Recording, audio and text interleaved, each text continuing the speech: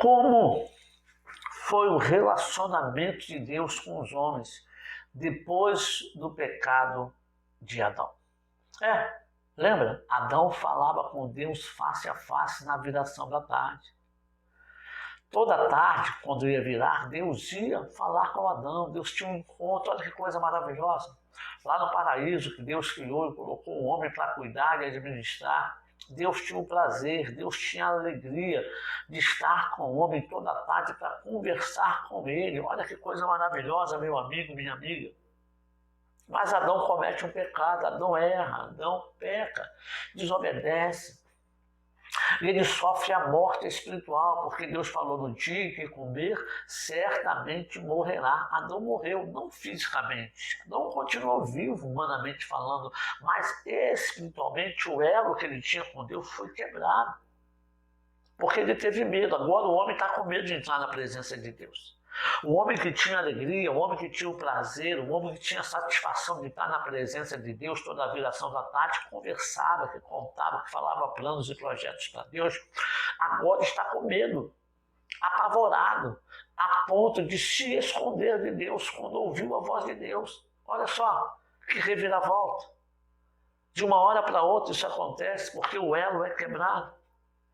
Deus então se manifesta, fala com o homem, pergunta ao homem, dá ao homem a oportunidade de se arrepender, de confessar o erro e o pecado, mas o homem acusa a mulher acusa a serpente, e Deus então mata um cordeiro inocente, cobre a nudez do homem e da mulher com a pele desse cordeiro, porque o sangue foi derramado e só há remissão de pecados quando o sangue é derramado, diz Hebreus. O homem é expulso do paraíso, é colocado para fora, o homem agora tem que arar a terra, ele tem que trabalhar a terra para poder comer, para poder ser alimentado. E segue a vida. E aí, como que Deus agora começa a se relacionar com o homem? Porque Deus nunca deixou de querer se relacionar com o homem. Deus não se decepcionou com Adão porque Adão pecou. E por causa disso se decepcionou com a raça humana. Não, Deus continuou a procurar um jeito de se relacionar com o homem e observando tudo que o homem estava fazendo. Deus, ele vê que o homem é má, ele vê que o coração do homem é mau, ele vê lá em Gênesis capítulo 11, se não me engano, que eles começam a construir uma torre querendo chegar no céu, e Deus percebe que quando o homem se junta, ele é capaz de fazer qualquer coisa. Então Deus desce, Deus, o Filho, o Espírito Santo, espalha os homens e mistura suas línguas para que eles pudessem cada um ir para um lado. Deus continua a observar as coisas.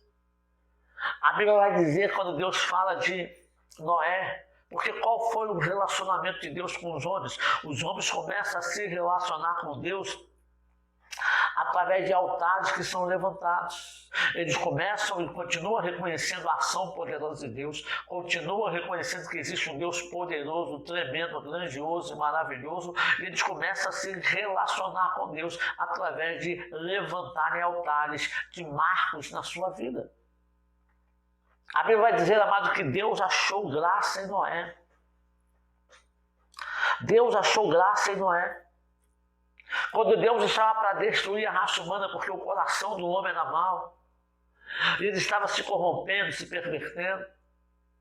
A Bíblia diz que Deus acha graça em Noé. Deus acha Noé com um coração justo. Deus acha que em Noé vale a pena continuar. Então Deus chama Noé e dá a Noé o projeto da arca. Deus chama Noé e fala: Noé, sobre você está a responsabilidade de dar continuidade. Você vai construir uma arca e Deus dá para Noé as medidas, Deus dá para Noé o tamanho, Deus dá para Noé quantas dimensões vão ter. Deus diz para Noé o que ele vai fazer, o que ele vai colocar dentro, como ele vai fazer. Amado, quando Deus tem que fazer alguma coisa com o homem, ele fala para o homem como fazer. Não é o homem que tem que imaginar e pensar, não, Deus dá o tamanho, Deus dá as medidas, Deus dá as diretrizes, e quem tem que crer é o homem que recebe. Todo mundo não cria em Noé, todo mundo achava que Noé estava maluco, porque não havia chovido na terra ainda. Mas Noé está falando, Deus disse que vai mandar a água, Deus disse que vai mandar chuva, eu não sei o que é, não sei de onde vai vir, não sei como vai ser, mas eu sei de uma coisa, Deus falou. Eu ouvi a voz de Deus e Noé acreditava. E ele começou a trabalhar junto com a sua família. E quando chegou a hora, Deus falou: entra para a arca, Noé, você e os teus filhos e as tuas noras. E ele entrou. E a água caiu do céu. E aquela geração toda foi morta, só sendo salvo a família de Noé. Em Gênesis capítulo 8, versículo 20 diz: e Noé construiu um altar ao Senhor e tomou de todo animal limpo e de toda ave limpa e ofereceu ofertas queimadas sobre o altar. Quando que ele fez isso? Depois que passou o dilúvio. Sabe, Noé entrou na arca. Depois de 100 anos construindo a arca, pregando, construindo, ninguém sendo salvo. Noé entra na arca, a porta se fecha do lado de fora. A água cai, desaba, toda a terra é inundada. E a Bíblia vai dizer que Deus se lembrou de Noé e mandou soprar um vento. Nem todo vento que sopra é o diabo, amado. Tem vento que Deus faz soprar para que as águas possam abaixar. Tem vento que Deus faz soprar para que a sua vida entre no eixo. Tem ventos que Deus faz soprar para que você se alinhe com Ele. Tem ventos que Deus faz soprar para que você lembre de Deus. Aleluia, glorifique e exalte o nome do Senhor. As águas se assentam. Noé pode sair da arca com a sua família, pisar em terra seca. E a primeira coisa que Noé faz, aleluia, é levantar o altar a Deus, é levantar o altar de adoração, é levantar o altar de agradecimento, é levantar o altar de consagração, é levantar o altar de devoção ao Senhor e oferecer a Deus um sacrifício, aleluia, ao Deus Criador e poderoso. Louvado seja Deus. Noé faz isso. O relacionamento com Deus depois de Adão foi e começou a ser feito através de altares. Amanhã eu quero continuar falando com você sobre isso. Vou falar de Abraão, porque Deus também achou Abraão e Deus fez uma aliança com Abraão, depois mudando o nome dele para Abraão.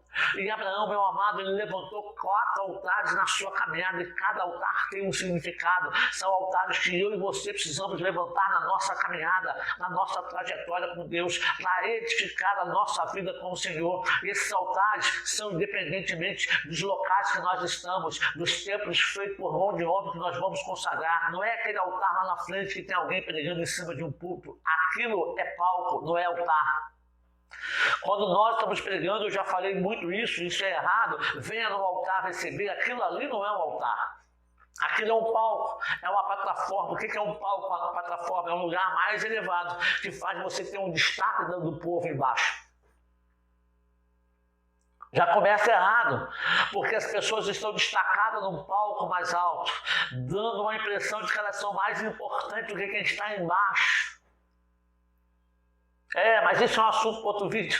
Mas eu quero continuar com você falando amanhã sobre os altares de Abraão, os 4 altares. Hoje eu quero orar com você e dizer que Deus ainda está querendo se relacionar com você, que Deus está te procurando, que Deus te encontrou hoje e Ele está dizendo: eu quero, aleluia, me relacionar com você. Levante o altar de adoração, levante o altar de entrega. Bendito Deus, Pai Santo, amado, louvamos o Senhor, bendizemos a Ti nessa hora. Muito obrigado. Abençoe o meu irmão, a minha irmã. Derrama graça sobre nós, sobre eles, sobre cada um, porque Tu és santo e poderoso. Santo e poderoso. Abençoe, meu Deus, cada um de nós. Derrama da unção, do poder, da graça, da virtude sobre nós. Abençoe meu irmão, minha irmã. Abra o entendimento, a compreensão, porque o Senhor quer falar conosco. Em nome de Jesus. Amém. Meu amado, beijo no seu coração. Deus te abençoe. Bom dia, vida para você.